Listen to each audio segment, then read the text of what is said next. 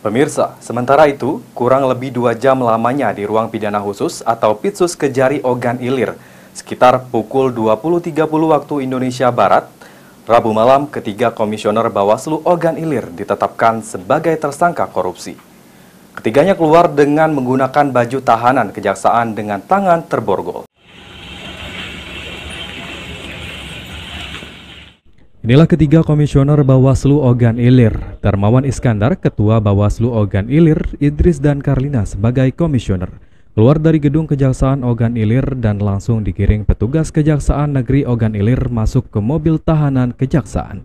Setelah ketiganya ditetapkan sebagai tersangka korupsi dana hibah Pilkada Kabupaten Ogan Ilir tahun 2022 yang merugikan negara sebesar 7,4 miliar rupiah.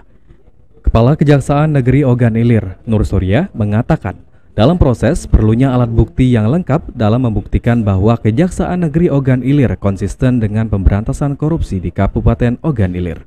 Terkhusus dana hibah Bawaslu Ogan Ilir ini untuk membuktikan kepada masyarakat Ogan Ilir bahwa Kejari Ogan Ilir tidak pandang pilih tindak pidana korupsi. Ketiga yang sudah ditetapkan tersangka akan ditahan selama 20 hari ke depan dan akan segera dipersiapkan dalam proses persidangan. Bahwa Kejaksaan Negeri Ogan Ilir itu tembang pilih dalam penanganan perkara. Ya. Tadi kita telah periksa tersangka 3 komisioner yang kuat dugaan